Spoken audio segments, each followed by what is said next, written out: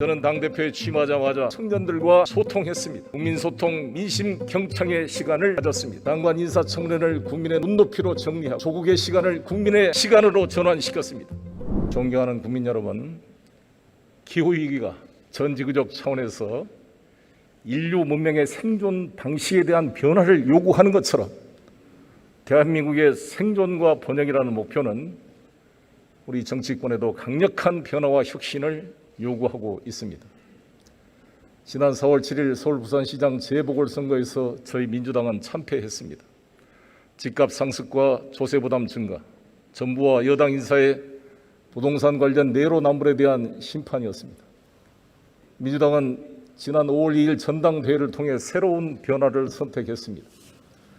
5월 3일 현충원 참배 첫날부터 변화는 시작되었습니다.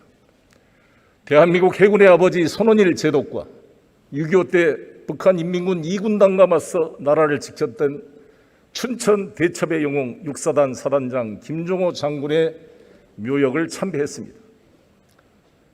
현충원장 말에 따르면 정당 지도부의 현충원 참배 역사상 처음 있는 일이라고 들었습니다. 민주당은 나라의 독립을 위해 싸운 순국 선열과 공산 침략에 맞서 나라를 지켜낸 호국 영령, 산업화와 민주화의 영웅들을 선양하고 계승해 나갈 것입니다. 저는 무능한 개혁과 내로남불을 극복하고 유능한 개혁과 언행일치의 민주당을 만들겠다는 슬로건으로 당대표에 취임하였습니다.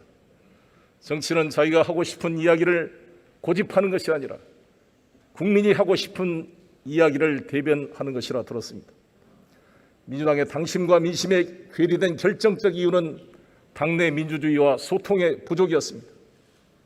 당내 민주주의를 강화하여 자유롭게 자기 의사를 표현하도록 보장하는 것이 중요합니다. 특정 세력에 주눅들거나 자기 검열에 빠지는 순간 민주당은 민심과 유리되기 시작할 것입니다. 저는 당대표에 취임하자마자 초선, 재선, 3선 의원은 물론 상임고문단 원로들, 청년들과 소통했습니다. 국민소통, 민심 경청의 시간을 가졌습니다. 장관 인사청문회를 국민의 눈높이로 정리하고 조국의 시간을 국민의 시간으로 전환시켰습니다.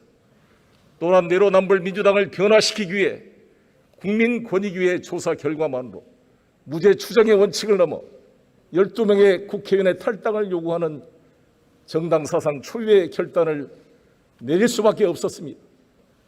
수사기관의 조사도 없었고 혐의가 있어 기소된 것도 아니었습니다.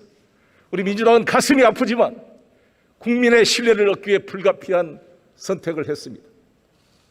국민의힘을 비롯한 야5당도 국민권익위의 부동산 전수조사를 의뢰하였습니다.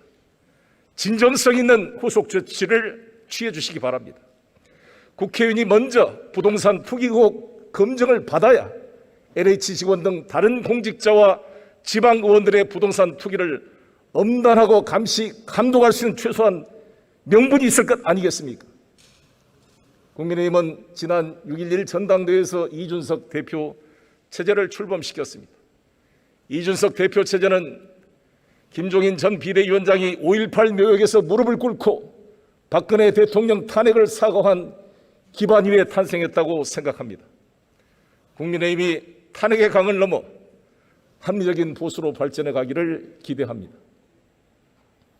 여야는 상대방의 잘못을 지적하면서 자신의 잘못을 합리화하는 정치가 아니라 서로 자기 반성과 개혁을 통해 국민을 받들고 봉사하는 정치를 만들어 나가기를 기대합니다.